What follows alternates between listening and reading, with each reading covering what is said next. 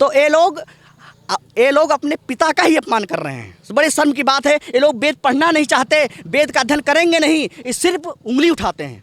ब्राह्मण उसे कहते हैं जो ब्रह्म को जाने, ब्रह्म को माने और ब्रह्मत्व का पालन करे, उसे ब्राह्मण कहते हैं।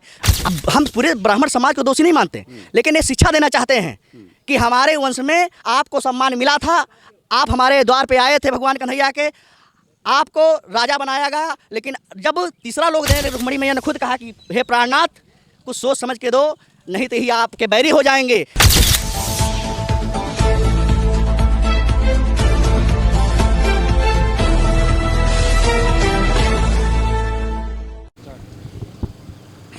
दोस्तों नमस्कार। लगातार आप लोग देख रहे हैं देश में एक माहौल बना हुआ है। अभी इससे पहले हिंदू मुस्लिम का माहौल बनाने की कोशिश की जा रही थी, जिसमें कहीं ना कहीं कुछ ऐसे लोग हमारे देश में हैं जो हिंदू मुस्लिम जब नाकामी हुई तो जातीय संघर्ष पे उतर आए हैं। वो कौन लोग हैं ये तो मैं नहीं बता सकता, लेकिन आप लोग लगातार देख रहे हैं कि अभी हाल ही में इटावा में एक घटना हुई। घटना इस तरह की हुई कि एक कथावाचक कथा कहने गए थे।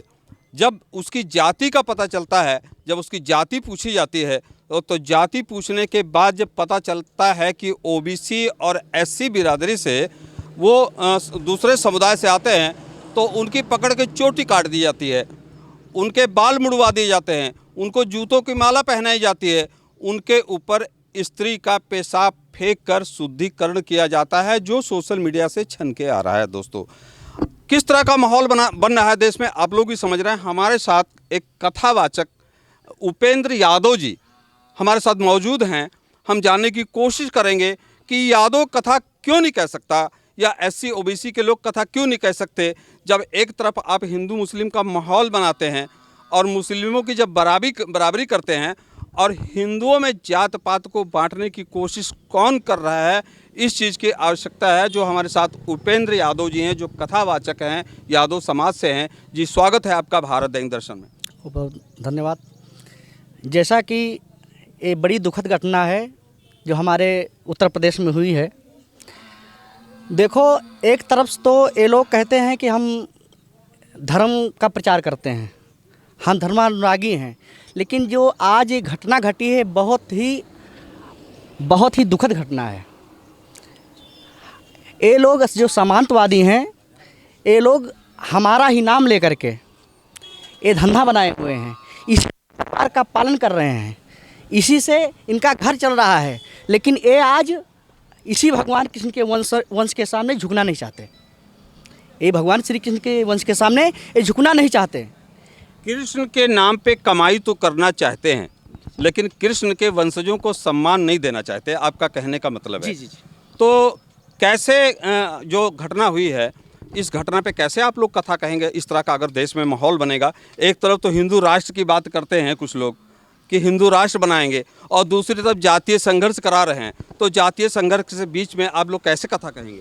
देखो, ये जो माहौल चला है, हम लोग इससे डरने वाले नहीं हैं।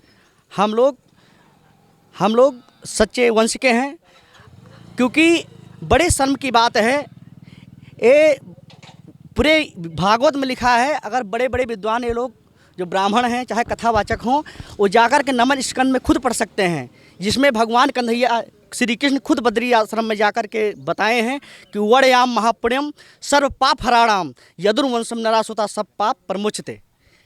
अगर इस वंश का कोई भी व्यक्ति अगर नाम ले लेता, उसके जन्म जन्मांतर के पाप नष्ट हो जाते हैं।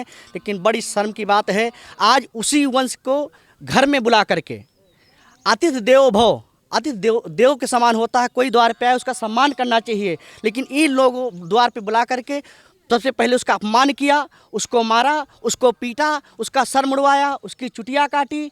और सबसे दुखद बात है कि जो पंडिताइन जात की है, उसने अपना मूत्र उस यादव कथावाचक पर छिड़का। ये सबसे शर्म की बात है। लेकिन कथावाचक ने कह रहे हैं छेड़खानी भी की है। भाई, कथावाचक को छेड़खानी थोड़ी करनी चाहिए थी, वहाँ जाके कह रहे हैं लोग छेड़खानी की है कथावाचक। नहीं, ऐसा नहीं है, क्योंकि ये बात उन्होंने पहले नहीं कही थी। जब मीडिया गई, जब उनके ऊपर सवाल उछाला गया, तब जाकर के नो झूठ बोला, जो आज असत्य साबित हुआ है पूरे समाज के सामने। इन्होंने झूठ बोला है। झूठ बोला है जी। तो एक चीज़ और सामने निकल के आ रही है, लगातार मैं देखता हूँ ग्रंथों से और पूर्व से पढ़ता चला आ रहा हूँ, सुनता चला आ रहा हूँ कि कृष्ण और सुदामा की जोड़ी, जी जी। कृष्ण और सुदामा की जोड़ी, ऐसे कौन से लोग हैं जो कृष्ण और सुदामा के बीच में इस तरह का आग उगलने और जहर वो डालने का और जो बीच में दूरियां पैदा करने की कोशिश कर रहे हैं? कौन से लोग हैं जो इस तरह का, जो कि कृष्ण ने मैंने सुना है, आप लोगों की कथा में ही सुना है कि कृष्ण ने सुदामा को 2 लोग दे दिए थे, वो तो इत्तेफाक से रुक्मिणी ने उनका हाथ पकड़ लिया, नहीं पूरी की पूरी संपदा कृष्ण भगवान ने, जिनको यदुवंशी कहा जाता है, दे दिए थे। तो कैसे आप लोग जो है इस तरह से? देखो, बड़ी शर्म की बात है, ये लोग धर्म की बात तो करते हैं, लेकिन जो गंगा मैया हैं या तो आचमन करना बंद कर दें। वो यादव वंश में शांतनु के यहाँ ब्याही गई थी, जिसका यमुना जी का आचमन करते हैं लोग, वो साक्षात भगवान श्री कृष्ण की अर्धांगिनी है। और जो गायत्री माता हैं, वो साक्षात इसी यादव वंश में ब्याही गई थी। कोई ब्राह्मण अगर अपना सत्यशाली हो तो जो जनेऊ धारण करता है, बिना गायत्री जनेऊ धारण नहीं कर सकता है। आज हमारे ही वंश का नाम लेकर ये लोग कमाई कर रहे हैं। और हमारे रही बात सुदामा की, सुदामा महाराज गरीब थे, लेकिन भगवान के मित्र हैं। ये यादव वंश ऐसा वंश है जो मित्रता को बड़ी भात समझता है, बड़ी भात निभाता। जब सुदामा जी उनके पास गए तो उन्होंने साक्षात झुककर प्रणाम करना चाहा, लेकिन जाकर के सुदामा को अपने हृदय से लगाया, क्योंकि वो समाज को बताना चाहते हैं अगर कोई मित्र है तो कैसे मित्र के साथ व्यवहार करना चाहिए। एक संत ने कहा कि साक्षात चरण धुले थे, लेकिन कहीं भागवत में वर्णित नहीं है।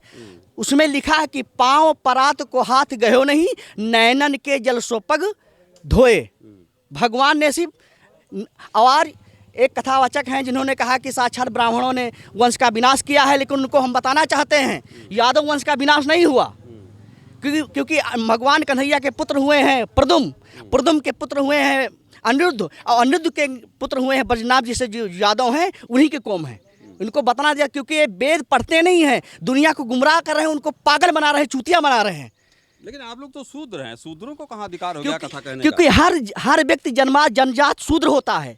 एक कर्मलोक है, कर्म प्रधान विश्व करि राखा, जो जस करहि सो तस फल चाखा। क्योंकि ये लोग बताते हैं जो मस्तक से हृदय तक वो ब्राह्मण है, और जो हाथ है क्षत्रिय है, पेट बनिया है, पैर शूद्र है। लेकिन हर व्यक्ति जन्मजात शूद्र होता है, हर जात शूद्र होता है। लेकिन एक कर्मलोक है, कर्म से व्यक्ति ब्राह्मण बन सकता है, कर्म से बनिया बन सकता है, कर्म से क्षत्रिय बन सकता है। ब्राह्मण उसे कहते हैं जो ब्रह्म को जाने, ब्रह्म को माने और ब्रह्मत्व का पालन करे, उसे ब्राह्मण कहते हैं। क्षत्रिय का मतलब हो जो दूसरे की समाज की रक्षा करे, जो पिछड़ों की रक्षा करे, बैकवर्ड की रक्षा करे, एसटी की रक्षा करे, उसको क्षत्रिय कहते हैं। बनिया पेट है जो व्यापार करे, और चरण शूद्र है हर व्यक्ति।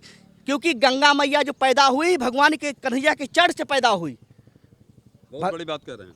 भगवान कन्हैया की चरण से पैदा हुई, क्योंकि जब भगवान कन्हैया के नाखून में रक्त लग गया था तो रक्त बहा जो ब्रह्मा जी ने अपने कमंडल में धारण किया, वही कमंडल भागीरथ ने तपस्या किया, उसी गंगा को पृथ्वी पर लाए हैं।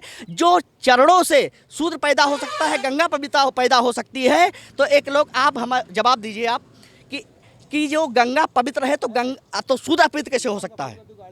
जो लोग गंगा में स्नान करते हैं, कहते हैं पवित्र हो गए, तो शूद्र कैसे अपवित्र हो सकता है?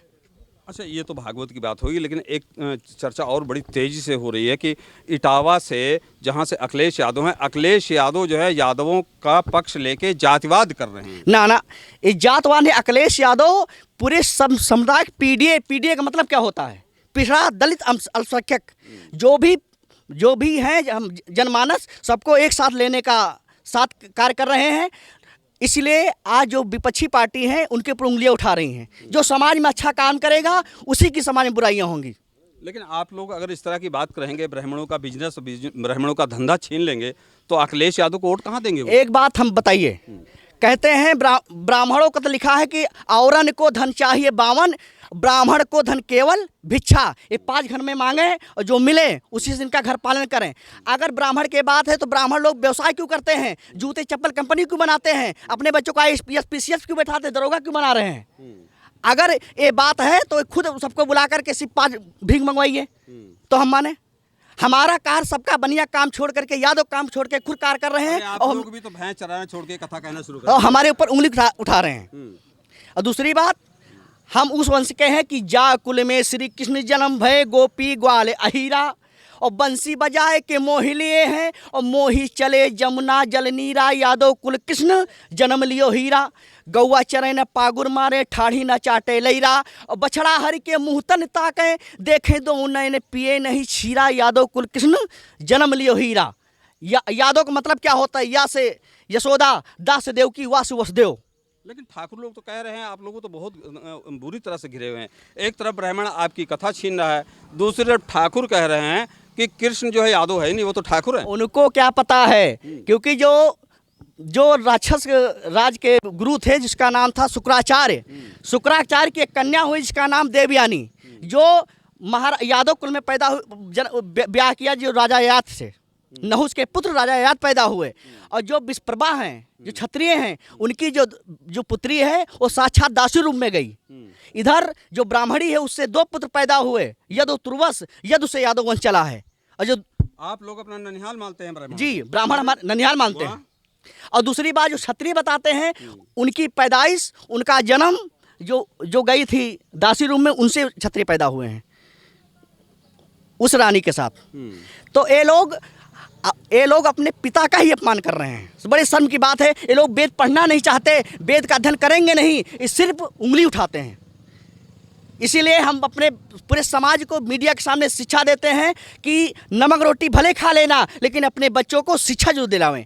जब हमारे बच्चे पढ़ेंगे, लिखेंगे, वेद अर्जन करेंगे, और तब जाकर खुद इन जो समाज को गुमराह किए हैं, इनकी बात का हनन होगा, इनकी बात कोई मानेगा नहीं। जितने भी मीडिया से बता रहा हूँ, जितने भी ब्राह्मण हैं और हमारी मीडिया के सामने बात कर रहे हैं, अपने बच्चों को पढ़ाएं। देखो, जो ये आज विरोध कर रहे हैं ये अनपढ़ हैं। मैं अनपढ़ों की बात नहीं करता, जो पढ़े लिखे हैं। अच्छा, एक ब्राह्मण ने गलती की, मान लीजिए एक ब्राह्मण ने गलती की, तो अब पूरा ब्राह्मण समाज दोषी हो जाएगा क्या? अब हम पूरे ब्राह्मण समाज को दोषी नहीं मानते, लेकिन ये शिक्षा देना चाहते हैं कि हमारे वंश में आपको सम्मान मिला था, आप हमारे द्वार पे आए थे भगवान कन्हैया के, आपको राजा बनाया गया। लेकिन जब तीसरा लोग देने लगे, रुक्मणी मैया ने खुद कहा कि हे प्राणनाथ, कुछ सोच समझ के दो, नहीं तो ही आपके बैरी हो जाएंगे। आज देखा कलयुग में, आज वही हमारे सामने बैरी बन के खड़े हुए हैं।